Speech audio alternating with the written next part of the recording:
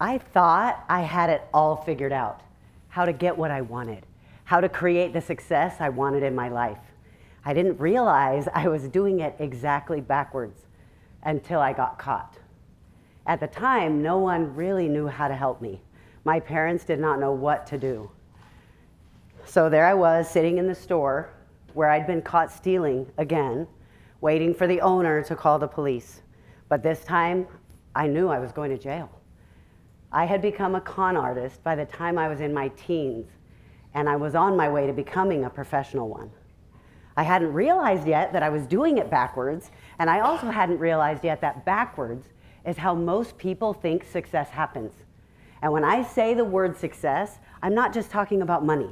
I am talking about you reaching your peak potential in any area of your life.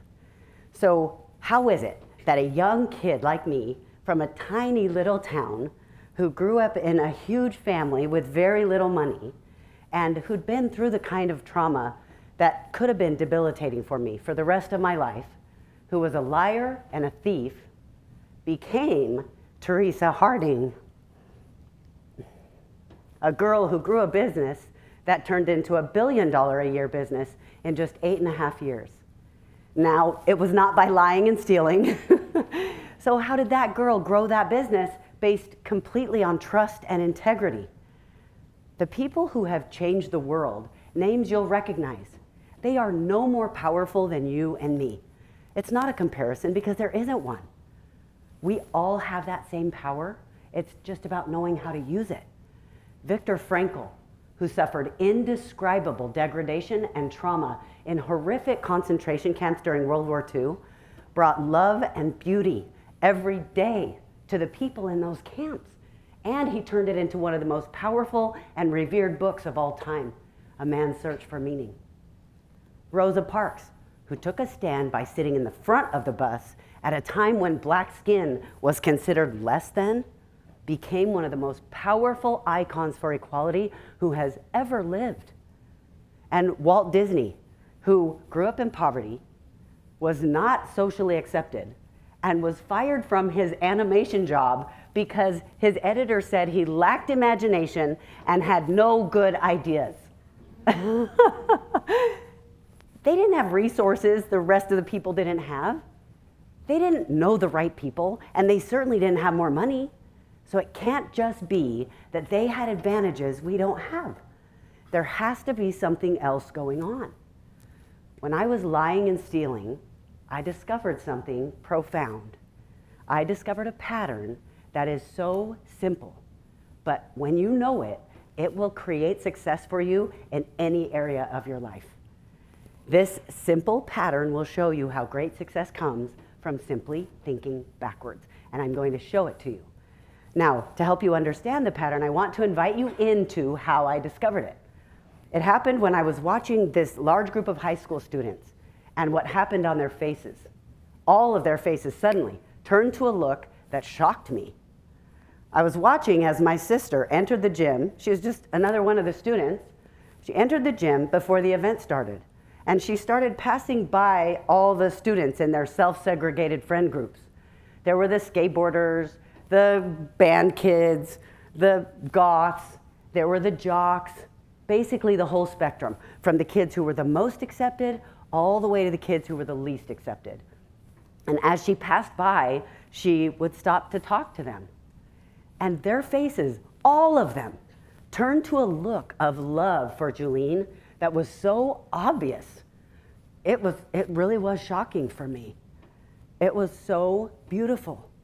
And even before she got to their group, it was like they couldn't wait for her to get to them so they could be a part of who she was and what she had to offer.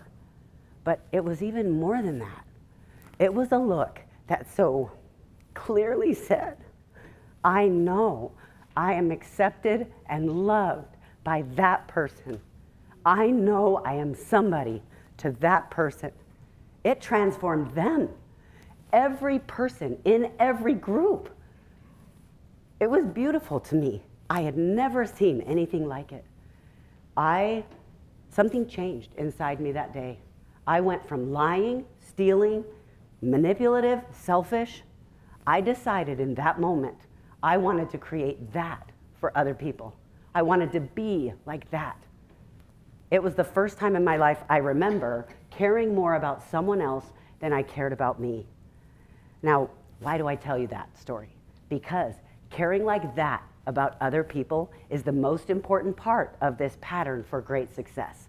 You see, it turns out this is the pattern successful people use every time in anything, whether they realize they're doing it or not. And it is the exact opposite of what everyone else does. I had a hard time putting it into words until my friend, Myron Golden, gave me a foundational explanation that helped me explain how this works. Everyone else thinks first about what they want. Sometimes we call this the goal. Then they do the things they think will get them what they want. Then they think they will become this changed person who will be healthier, wealthier, better in relationships. And then they'll get the result they desire. But there's a big problem with this. In fact, the biggest problem is that this looks like it makes sense. It looks like it should work, but it doesn't. And there's a second problem. It's that most people get these two steps mixed up. They think the want and the result are the same thing, and they're not. It's a tiny difference, but it makes all the difference.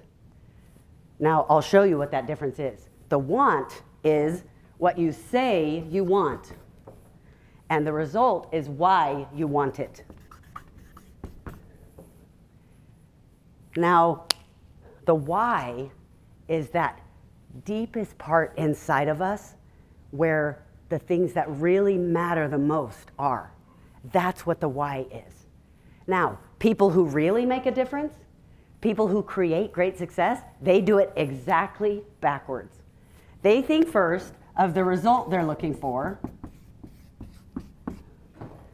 then they become the person who can do the things that this person is now capable of doing. And then they get what they want.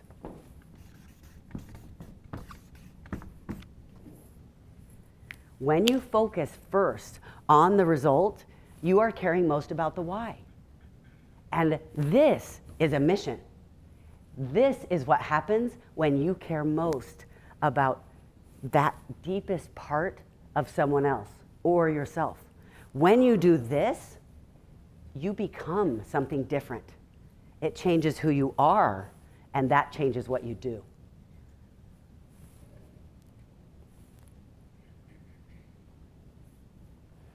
But when you do it like everyone else, like I did when I was lying and stealing, all my decisions were based on what I wanted. That's all I cared about. I wanted money, I wanted things, so what did I do? I skimmed money off the cash register at my job and a lot of other things. What I became was a manipulative. What I became was a thief. The result was I was paranoid all the time about getting caught. The result was no one really liked me. And the result was I was miserable. Now, that's an extreme example. So let's use an example all of you can relate to. Let's say we have a person who wants to lose weight. It doesn't work. Why? Because they're focusing first on what they want. They say they want to lose weight, but that's not the result they're looking for. And some of you are thinking, yes, it is. Do they want to lose 50 pounds so they really did lose 50 pounds, but they look exactly the same size? No. The result, the why, is they want to look thinner. They want to be healthier. They want to be able to do the activities they love. They want to be able to play with their kids, play with their grandkids. When their focus is on what they want, here's what happens when they want a second helping.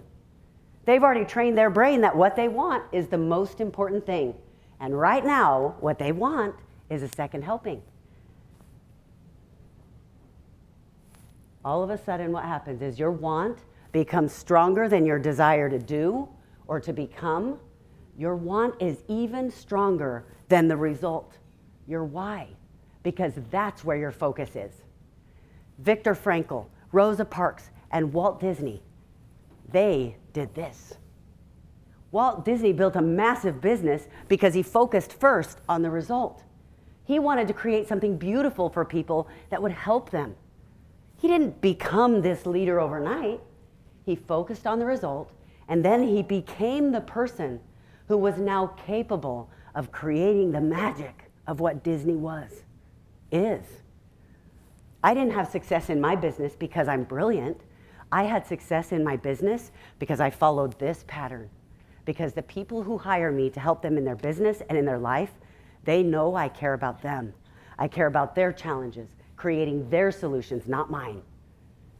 All of this from a girl who used to be a liar and a thief, and who was on a path that would lead to nowhere if I was lucky, and to prison if I wasn't. And Viktor Frankl, Rosa Parks, Walt Disney, and even me and you, we have something special.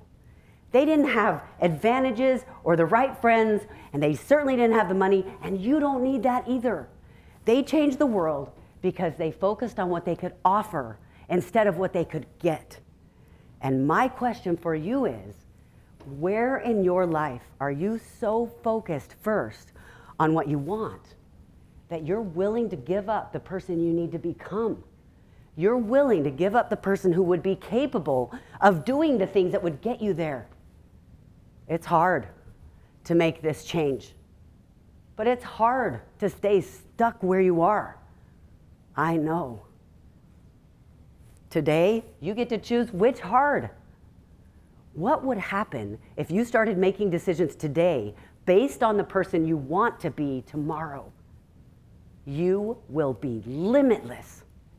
Take the risk.